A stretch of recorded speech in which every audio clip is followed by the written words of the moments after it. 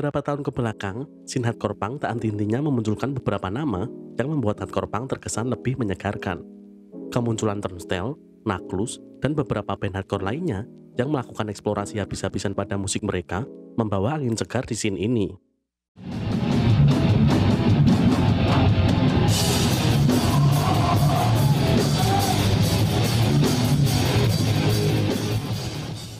Jika kita napak tilas kedua dekade sebelumnya, di era 90-an, Fugazi, Refuse, dan Atari Teenage Riot melakukan sebuah cross-genre yang begitu elegan. Mereka bertiga mendobrak batas dan kekakuan hardcore punk di era sebelumnya, menjadi tonggak awal evolusi hardcore punk yang terjadi hari ini.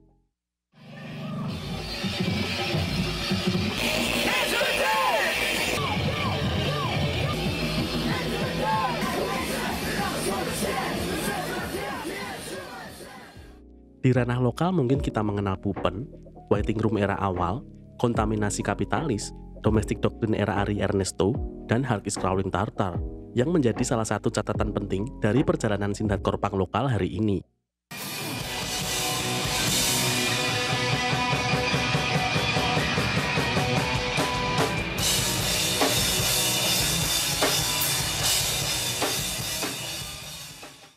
Belakangan ini, subgenre hardcore punk mencapai titik baru.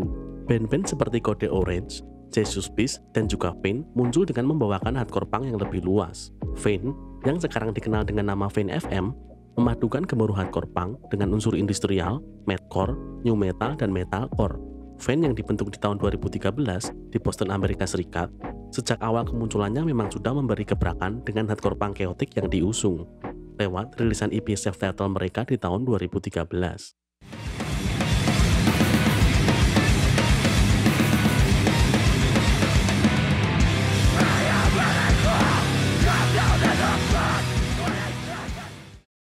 Ketika pertama kali mendengarkan materi awal Vein, yang terlintas di kepala saya adalah sebuah band bernama Converge. Vein mungkin adalah sebuah manifestasi penyempurna yang pernah dilakukan oleh Kurt Balow dan kawan-kawannya bersama Converge.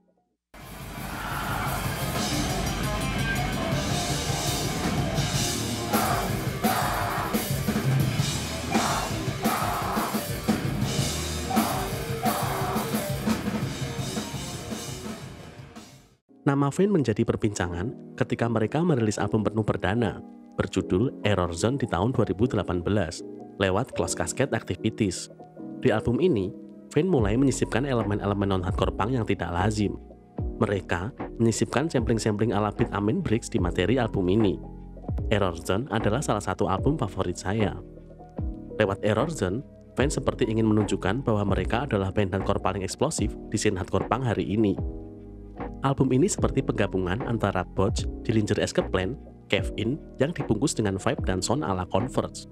Bisa dibilang, album ini adalah kekacauan yang maksimal. Mereka menciptakan sesuatu yang nyaris sulit didefinisikan, namun tetap bisa dinikmati oleh pendengar sekaligus kritikus musik sekalipun.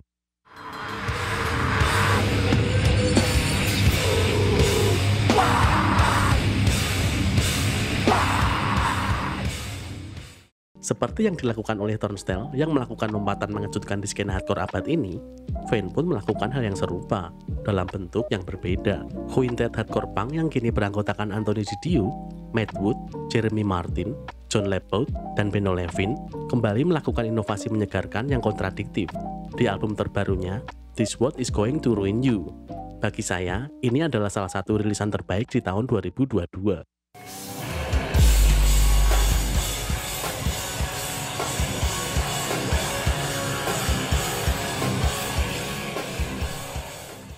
Sepertinya, skena hardcore punk memang sedang bersenang-senang. Scene hardcore punk seperti menemukan kumpulan momen-momen yang terjadi di sepanjang tahun ini. Mulai dari Turnstile yang merilis Glow On, kolaborasi antara Denzel Curry dan Bad Brains, dan bahkan nominasi Grammy untuk Code Orange. Lalu dilanjutkan oleh Vein ketika mereka merilis album terbarunya yang jauh lebih abrasif dari album sebelumnya. Bayangkan saja, di tengah-tengah gemuruh hardcore punk dan kebisingan grinder industrial, ada suara clean vokal. Atau ketika suara piano yang mencekam dibalut nuansa ambien bertemu vokal yang parau, seperti perpaduan antara Deftones dan Sleep Token era awal. Album ini memang seabstrak itu. Kemunculan Geoff Rickly, frontman dari Thursday, semakin menambah keabsurdan yang terjadi.